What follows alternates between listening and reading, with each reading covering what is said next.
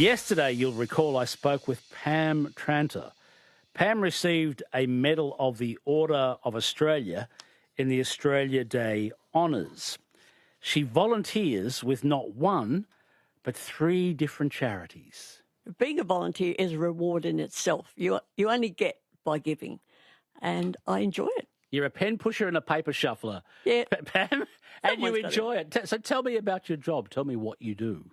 Oh, what do I do? Well, I'm in three main big organisations. The first would be my Forum Communicators, which is a public speaking club, started in Brisbane 80-something years ago. I've been a member for 35 years. I love it. I've learned how to speak in public, and that's a hard thing. Considering I was a stutterer when I was a kid and a teenager and a young mum, I worked through that. And that is fantastic to find your public voice. And then after that, I've been in the Cancer Council, Queensland, Redlands branch, for 20 years. And I'm currently the Vice President there. I've been Secretary and Treasurer, but I love to help organise fundraising activities, and that's really important. That's what Redlands branch is for. We just raise funds, we give the money to Cancer Council Queensland to spend, and we're the highest fundraising branch in Queensland for Cancer Council Queensland, a record we're very, very proud of. The wonderful Pam Tranter, who spoke to me yesterday, she received the Medal of the Order of Australia as a volunteer. Someone who works behind the scenes, a bit of a backroom. But if it wasn't for people like Pam, nothing would work. Nothing would get done. Pam does all of this, plus volunteers with Night Ninjas, which is a charity that provides meals for the homeless.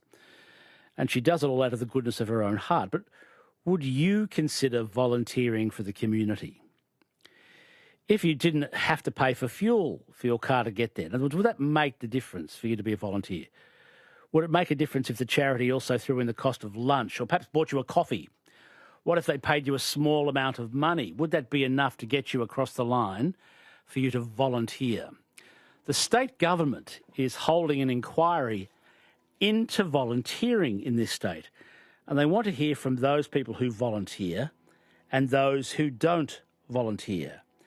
Jane Hedger is the Chief Executive Officer of Volunteering Queensland. Jane, why do we need an inquiry into this? Good morning, Steve. That's a fabulous question. It's not that the volunteering sector is broken. What's prompted the inquiry is that our State of Volunteering report between 2021 and 2023 showed that there is a 10% drop in people volunteering. So what the government is concerned about is that Queensland, being a state that is run by volunteers, we have so much volunteering opportunity across our amazing state with our amazing volunteers. We know that we need those volunteers to continue to grow to meet the need of our ageing and changing populations. So the inquiry is all about how can we grow volunteering? How can we do better? How can we encourage more people to get into volunteering? Volunteering Queensland pays its volunteers. Should we have that's a surprise to me. We have a policy for the volunteers who work with us. We give them, it's just a very small, like an allowance, a $30 allowance, which covers their fuel, their lunch, and some of the costs that they have then in coming to volunteer with us when they do full-day volunteering shifts with us. And we encourage other organisations, if they can, to do what they can to support volunteers who are also very much affected by cost of living rises. Is it still volunteering if you give them money?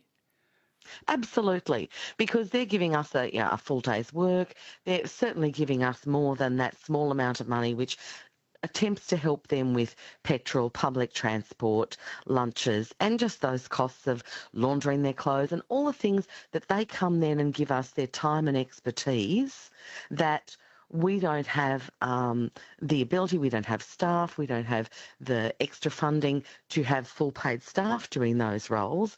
And these roles are jobs that are required on an as-needed basis. And we have organisations all across the state who have community volunteers in who are helping make those communities go round. So many regional and rural areas have communities which are entirely staffed by, and organisations entirely staffed by volunteers.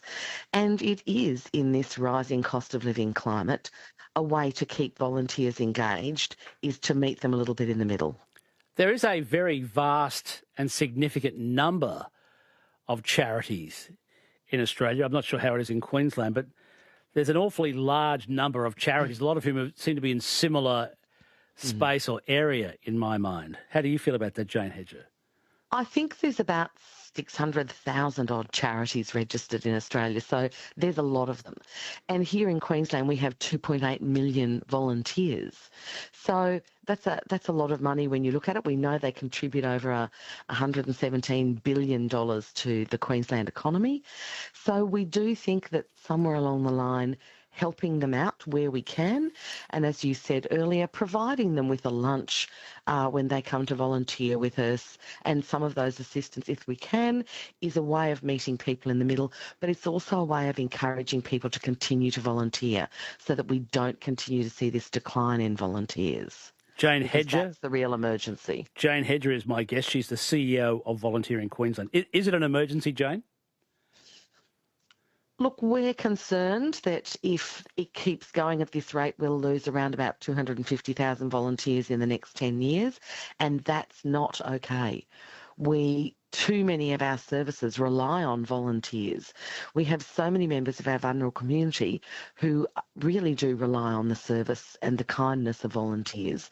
So we believe that it is an urgent thing that we look at what we can do, and there are things like volunteer payments. There are things like looking at making sure we help organisations be able to insure their volunteers and to cover their volunteers.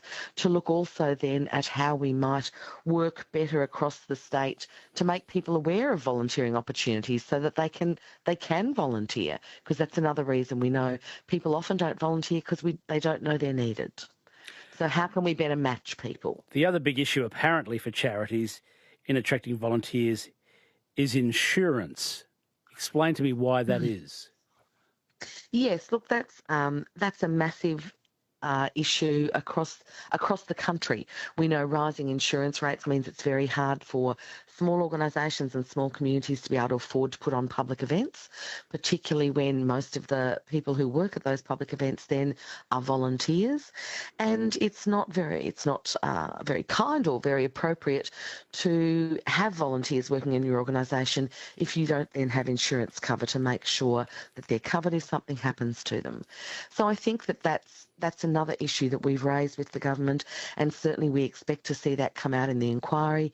And this is a fabulous opportunity. We encourage everybody, tell the inquiry your story, good, bad, indifferent, your ideas, what your experiences are.